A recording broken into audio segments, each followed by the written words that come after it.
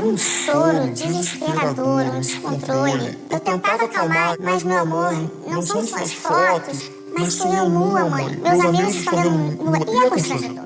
É o assunto que só se fala nisso. No recreio, você anda só escutando sobre isso. Você sai da escola, tem grupos falando sobre isso. Então é uma situação que não tem como fugir. O caso que você acabou de ouvir conta a história de quase 30 estudantes vítimas de manipulação de fotos por colegas de uma escola tradicional do Rio de Janeiro. Mas a encrenca não para por aí. Na hora, como eu tava bem nervosa, assim, eu não tinha prestado atenção no vídeo, eu achei que era algum vídeo que eu realmente tinha feito. Depois, quando eu fui ver ele na íntegra, assim, prestar atenção no que tava sendo dito, falei, não, nunca falei isso. O que você acha que é? Um deepfake. Deepfake. Esse é o nome dado às imagens editadas digitalmente por aplicativos e programas de celular e de computador. Quando bem usadas, produzem conteúdos de várias naturezas. Quando mal usadas, abrem as portas para toda sorte de crimes e com as mais variadas vítimas.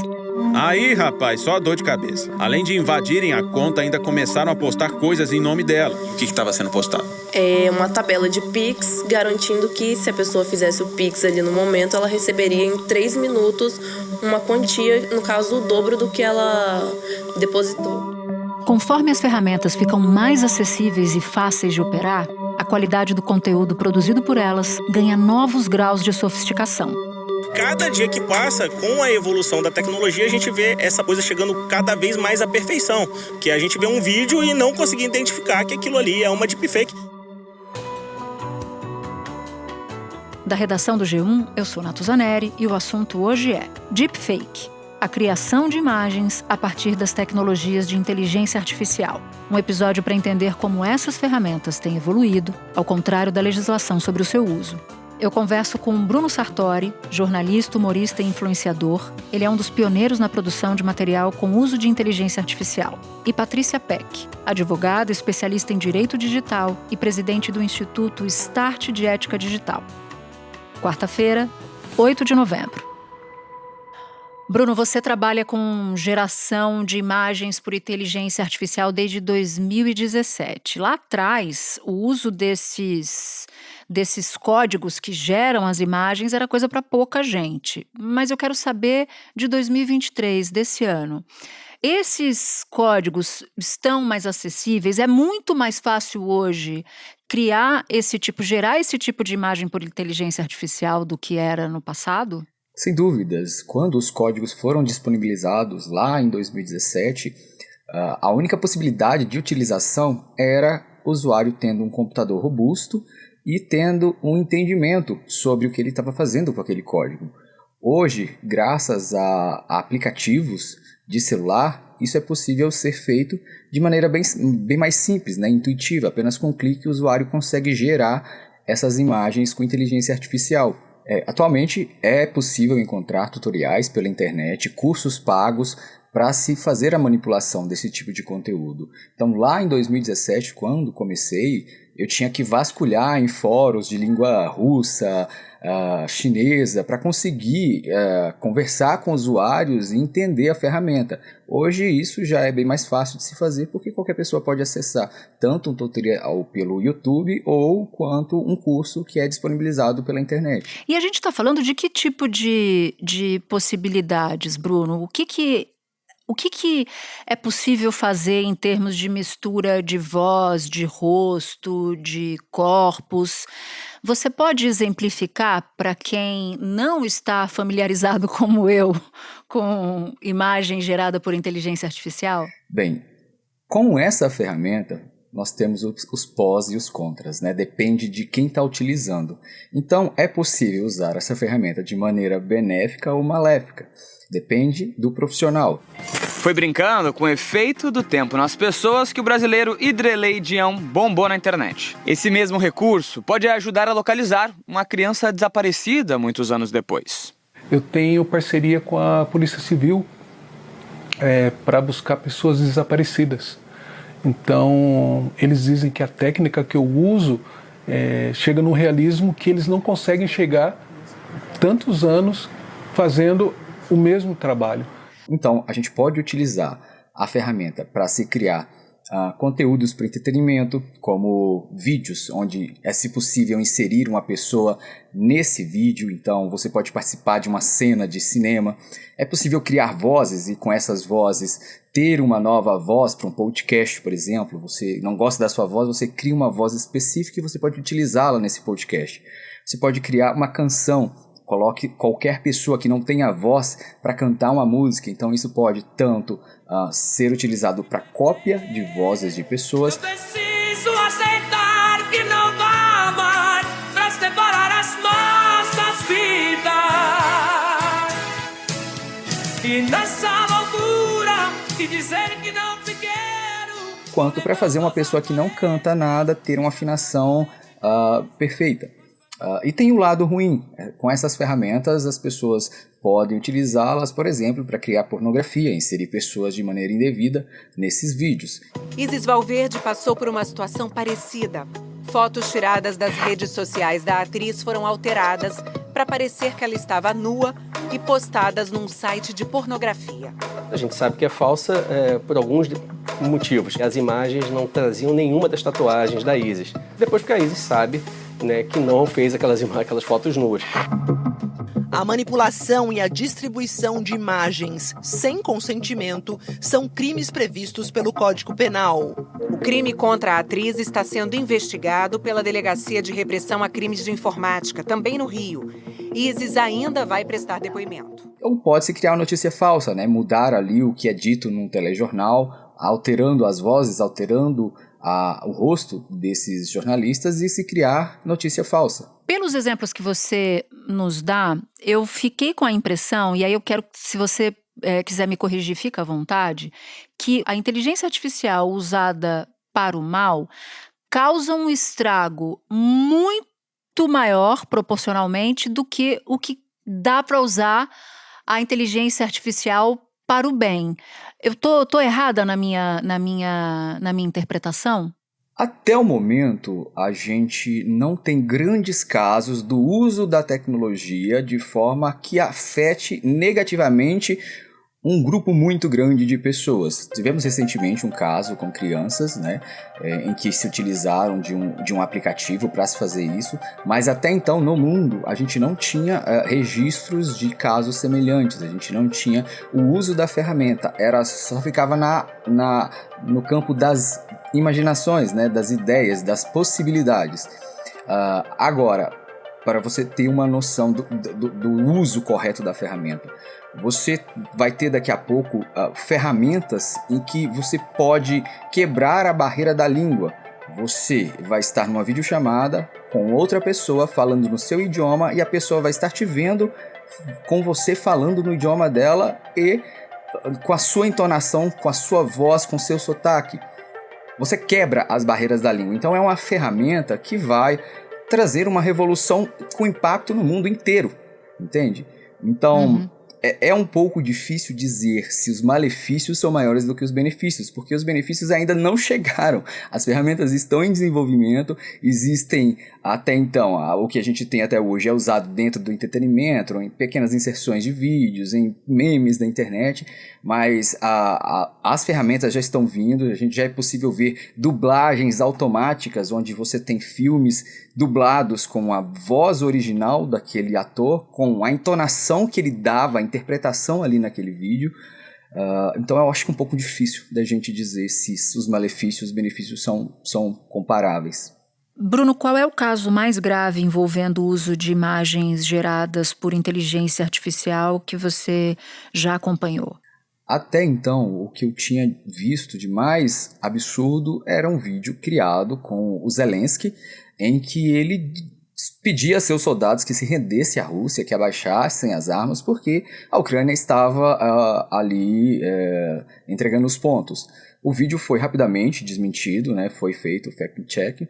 Agora a gente teve esse caso envolvendo crianças, envolvendo a criação de conteúdo sintético pornográfico dessas crianças.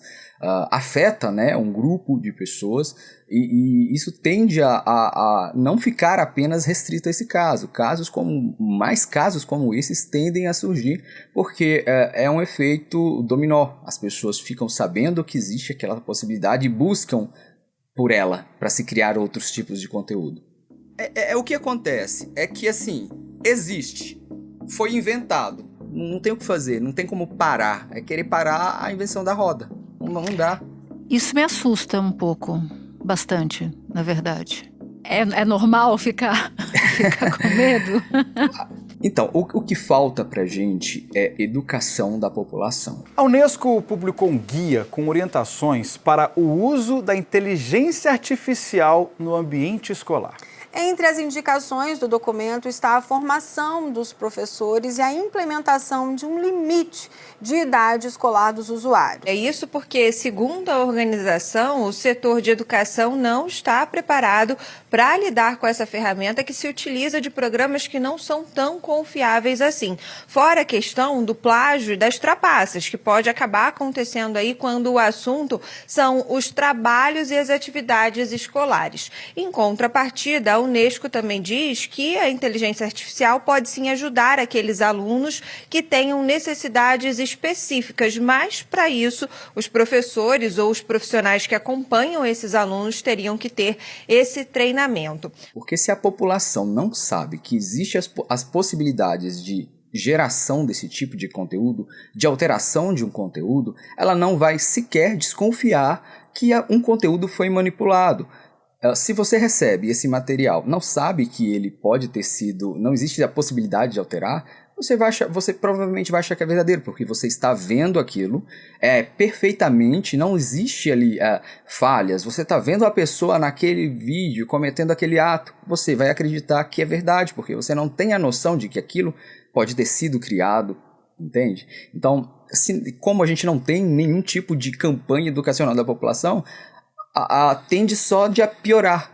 Se a pessoa não sabe que existe essa possibilidade, ela vai acreditar. A gente é educado para acreditar naquilo que a gente vê.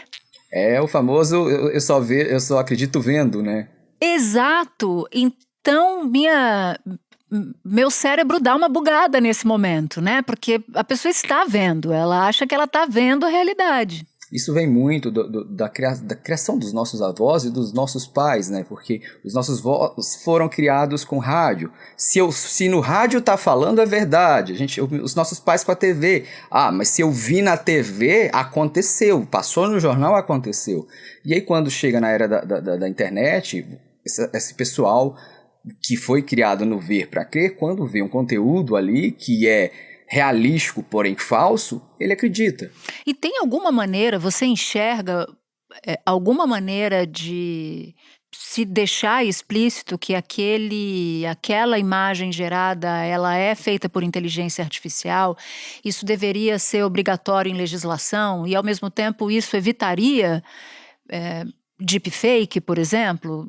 Não sei se eu tô aqui inventando uma solução que não se aplicaria. O que é que eu acredito que pelo caminho da lei deveria ser feito? Que as redes sociais fossem obrigadas a marcar esse conteúdo como um conteúdo sintético, como um conteúdo falso. Isso é capaz de ser feito, elas têm essas ferramentas, elas têm essa capacidade, mas elas não fazem. Então, a obrigação dessas redes em qualquer tipo de via em que esse material chegue para as pessoas deveria ser obrigatório. Ela marcar esse conteúdo como um conteúdo falso ou um conteúdo criado com inteligência artificial. As redes sociais, elas têm como identificar automaticamente se aquele conteúdo é real ou é um deepfake? Elas têm total capacidade de identificar esse tipo de conteúdo. Disseram que fariam nas eleições dos Estados Unidos. Marcaram apenas um vídeo em que Donald Trump postou no Twitter dele e desde então não fizeram mais. Elas têm sim capacidade, elas têm tecnologia, mas elas não fazem.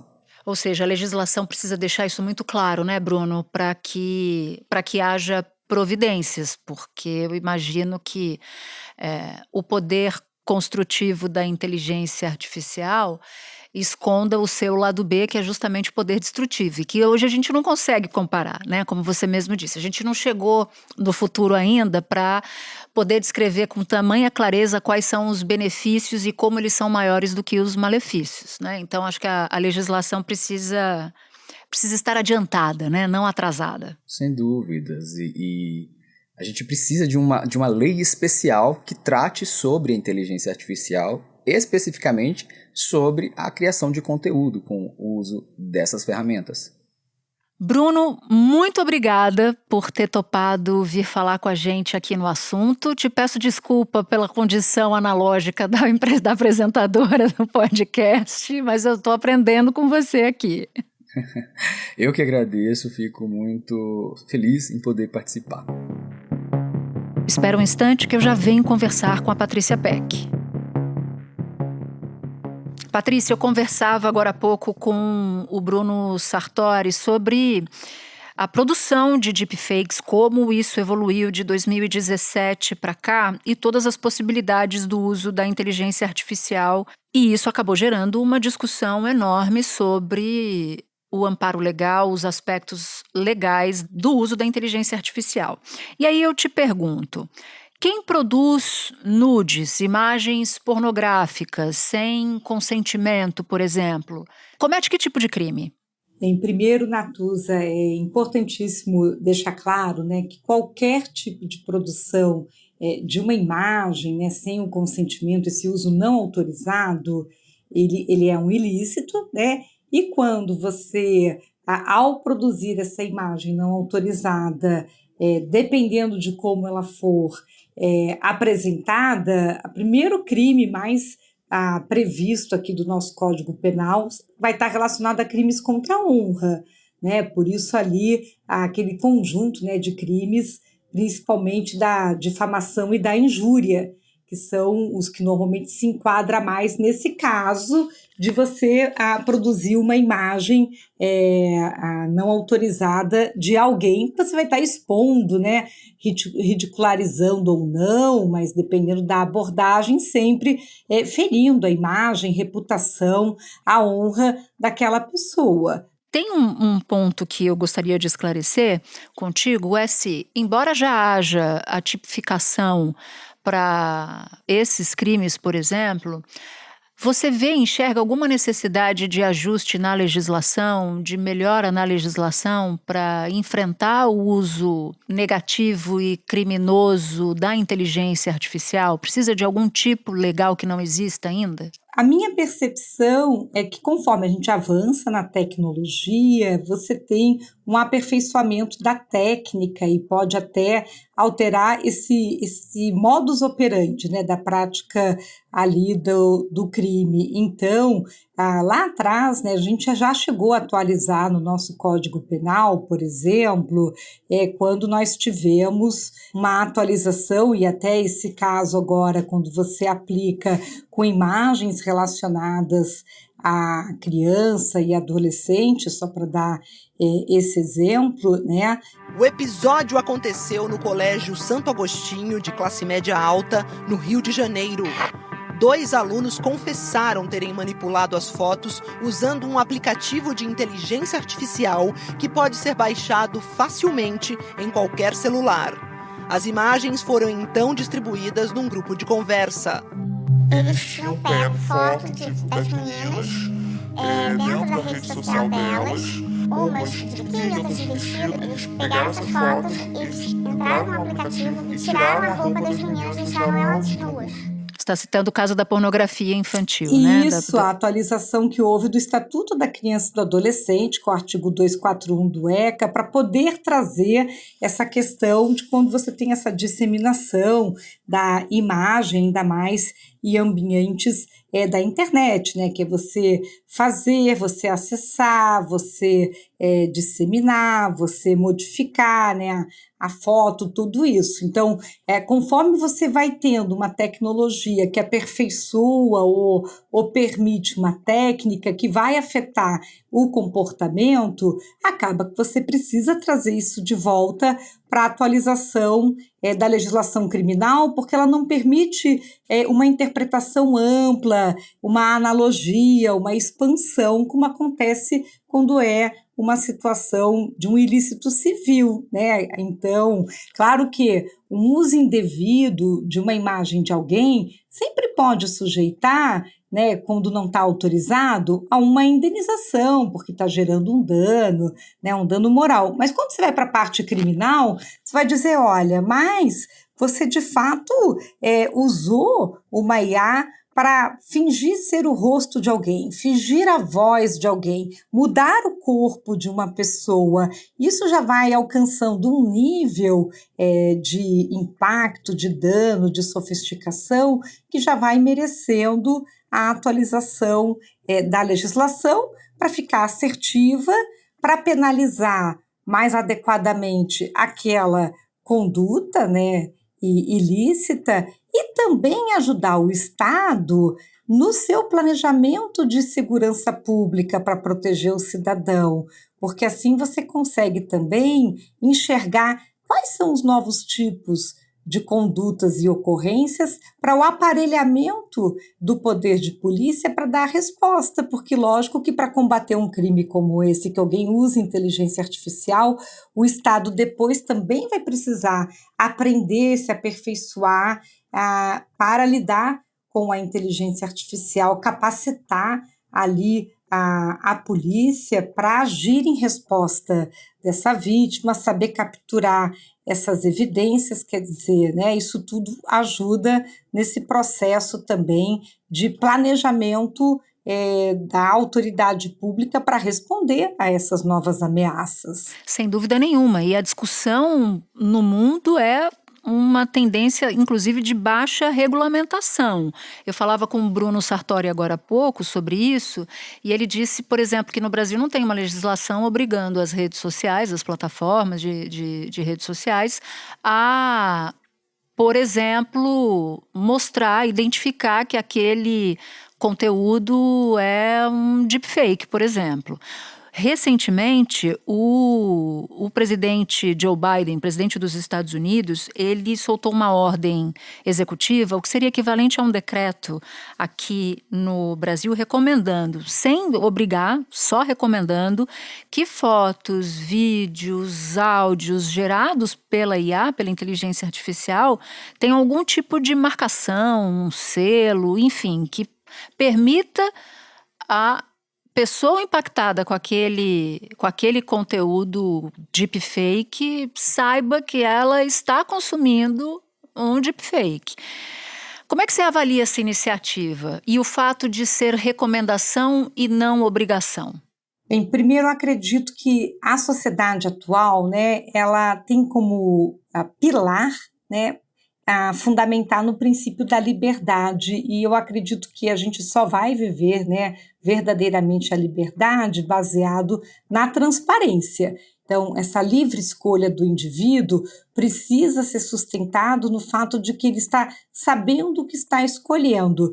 E aí, lógico que essa iniciativa do governo americano de já trazer, né, uma proposta de recomendação, né, como uma orientação, ela já traz ali um movimento de que vamos na direção de que a premissa da tecnologia tenha que ser atender o pilar da transparência. O presidente Joe Biden vem já insistindo há muito tempo que a inteligência artificial representa uma grande oportunidade, mas também enormes riscos. Então, por isso, diferente das companhias de mídia social que se autorregulam aqui no país, o governo americano vai impor as primeiras regulamentações sobre a inteligência artificial. Importantíssimo para um cidadão hoje, na sua plenitude de exercício de escolha, saber se ele está lidando, seja com um humano do outro lado da tela, seja com um robô, né, com um bot, e a partir disso, o que ele quer. Eu acho que a grande premissa de tudo, isso acontece agora também com esse uso da imagem, porque eu pego a foto de alguém e coloco ela nua, e na sua origem a foto não era nua, é que há uma premissa ali de falsidade, de falsificação, de enganação, de mentira. E tudo isso começa lá dentro de princípios éticos e que a gente devia embarcar, a gente chama isso de ethics by design, né? Dentro do desenho da tecnologia, ela já devia estar seguindo uma premissa ética e essa ética está baseada numa convivência transparente, né? Você citou em um determinado momento da sua fala fake news e até hoje o Congresso não conseguiu produzir uma legislação para atacar o problema. E a gente viu o Poder de estrago que uma fake news tem. Mas as redes sociais têm uma tolerância abissal com conteúdo falso, né, de uma maneira geral. Eu não gosto da expressão notícia falsa, porque notícia pressupõe verdade, né, mas conteúdo falso talvez se aplique mais. Que caminho o Brasil está seguindo em relação à inteligência artificial? Está seguindo o caminho da excessiva tolerância, como acontece em termos de legislação ou de regulamentação com as fake news, ou você vê um caminho diferente aqui no país? Eu acredito que nós podíamos ter acelerado jamais o processo. Acho que o Brasil chegou a perder uma janela de protagonismo, né? E assim como liberdade de expressão não pode ser liberdade de agressão, e nunca foi. Mesmo agora, quando a gente traz uma nova tecnologia, isso significa justamente que estamos indo nessa direção. Na hora que a gente deixou de regulamentar oportunamente a fake news e a gente está avançando com o uso de novas ferramentas como a inteligência artificial, isso dá um sinal para toda a sociedade de impunidade.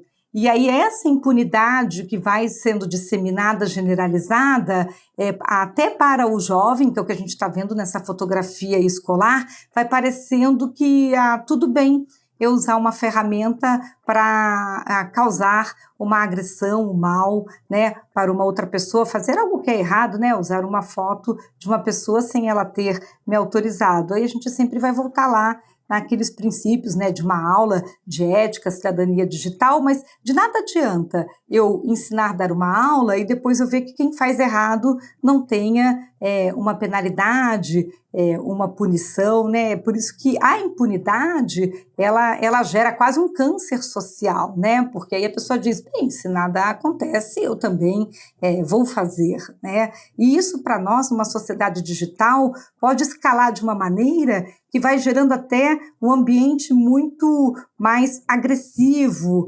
violento dentro das mídias, né? Porque a gente diz que você pode ter uma geração que queira fazer justiça com o próprio mouse, que não acredite mais nas instituições. Então a gente tem esse risco, a gente tem um perigo, né? Então, sim, é importante regulamentar. Às vezes a gente não pode querer resolver todos os problemas numa legislação como se ela fosse a lei perfeita. As leis não são perfeitas, as leis sofrem de obsolescência, a tecnologia anda mais rápido que a nossa capacidade de regrar condutas e comportamentos, mas elas servem de parâmetro, de referência, de guidance, né, de guia, e a gente tem que atualizá-las ao longo do tempo, conforme o comportamento vai evoluindo. Agora, sem regra nenhuma, aí a gente vive estado de natureza, lei do mais forte, quem tenha mais recurso, e isso já está mostrando suas consequências.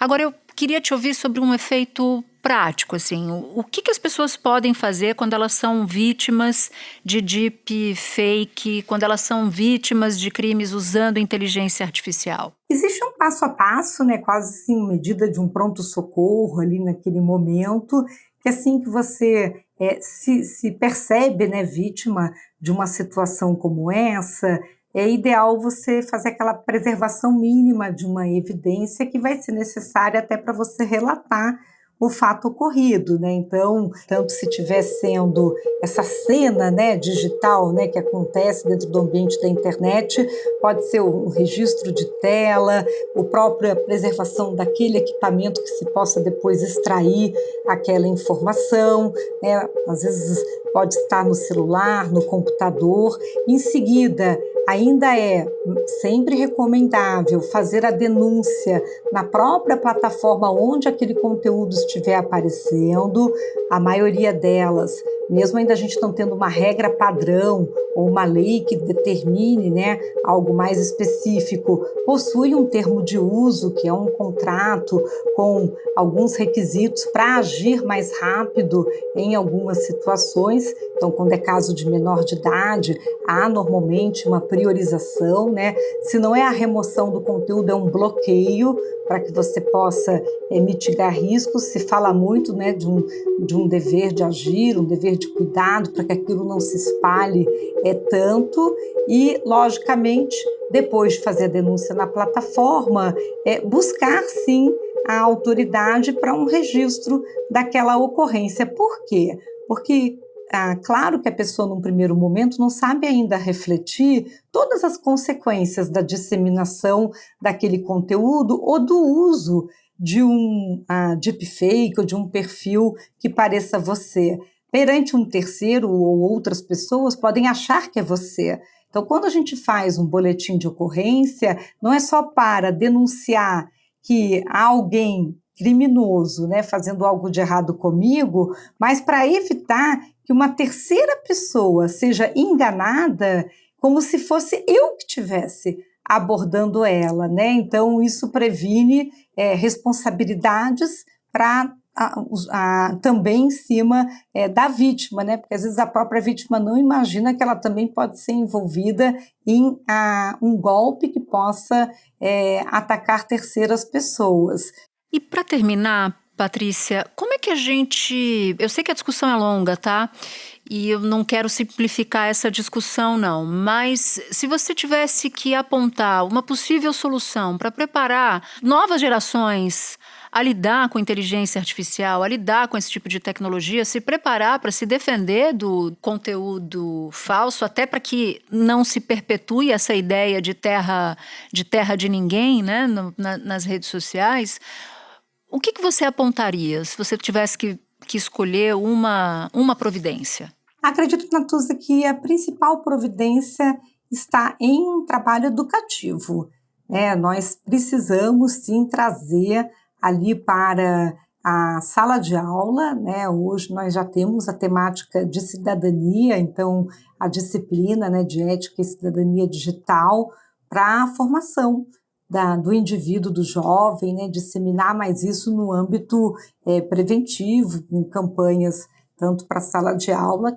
como também fomentadas pelo Estado. E um compromisso que deveria também repercutir nos provedores e nas plataformas. Desde a época do Marco Civil da Internet, nós já tínhamos previsto lá na legislação, no artigo 24 e depois no 25, fazer campanhas educativas, tanto para a ética como para a segurança digital.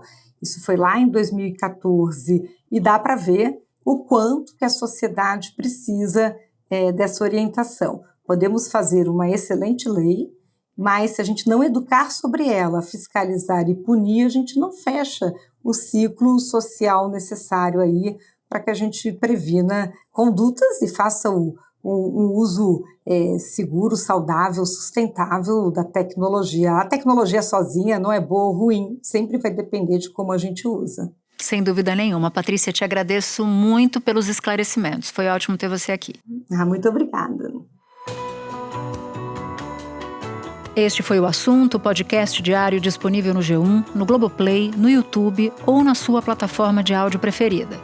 Comigo na equipe do Assunto estão Mônica Mariotti, Amanda Polato, Lorena Lara, Gabriel de Campos, Luiz Felipe Silva, Thiago Kazuroski, Etos Kleiter e Nayara Fernandes. Eu sou Natuza Neri e fico por aqui. Até o próximo assunto.